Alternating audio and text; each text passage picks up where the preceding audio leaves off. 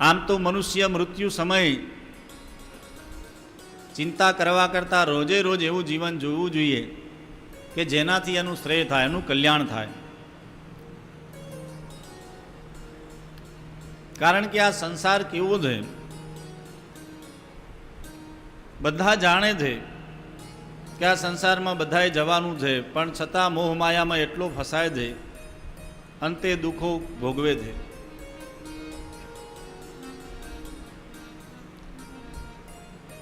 પણ છતાંય સંસારના જીવો આવી રીતના દુઃખી થાય.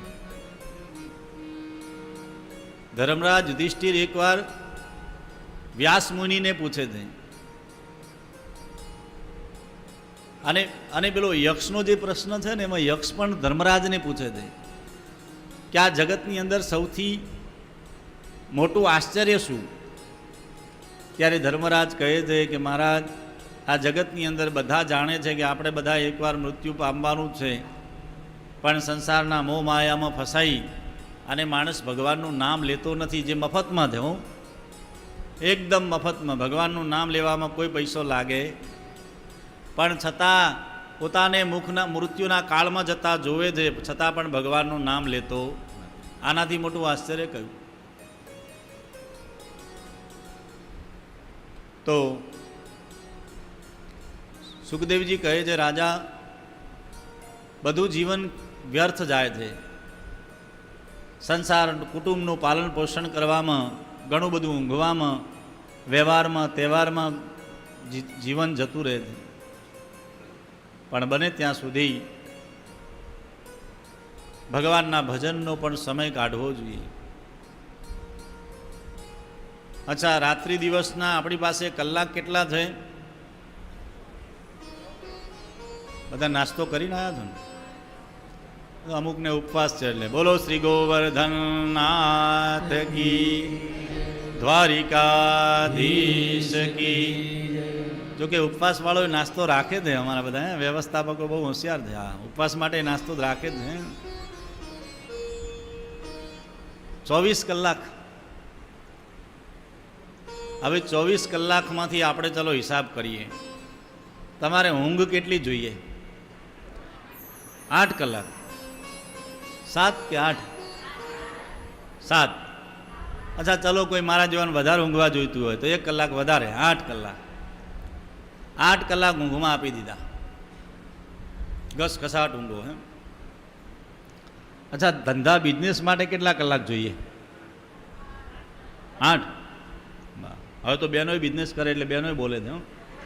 હા, એટલે મેં આ બાજુ જોયું, મને એમ કે પુરુષો બોલશે, પણ એ તો હવે બહેનો પણ સાથે રહે છે. હા, તો 8 કલાક ચલો ઊંઘવા માટે, 8 કલાક વ્યવસાય માટે, 8 દુ 2 કલાક, 1-2 કલાક ચલો આપણે નાવા ધોવા, વ્યવસ્થા, તૈયારી, કામ તે હા તે એના માટે કાઢી લઈએ. 16 ને 2 18.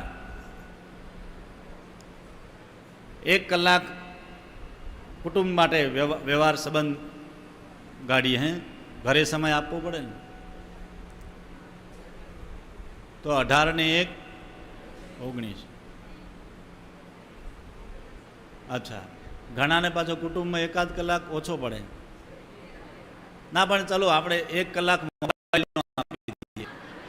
કેટલો? અચ્છા, 1 કલાક ઓછો પડે છે એમ? આ લોકો તાળી પાડી રજી થયા, પણ આ લોકોને ઓછો પડતો લાગે. ચલો 2 કલાક આપ્યા મોબાઈલ માટે, કે 1.5 કલાક? અનિલભાઈ કે 1.5 કલાક આપો મહારાજ. કારણ કે કથાનો ટાઈમ એવો રાખ્યો હતો ને, એટલે આપણે હા 12:30 સુધી, એટલે આપણે અડધો કલાક સેટ કરવો પડે ને પાછો. ચલો 1.5 કલાક મોબાઈલનો આપી દીધો, સ્ટેટસનો ને વોટ્સઅપનો ને વિડીયો કોલનો ને બધો, ઇન્સ્ટાગ્રામનો બધો.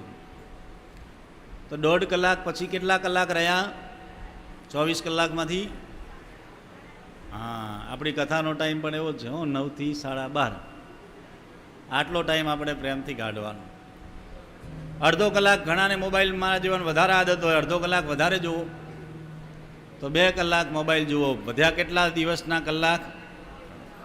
તો 3 કલાક ભગવાન માટે કાઢવા જોઈએ કે નહીં? સવાર સાંજ ભગવાનનું ભજન કરો.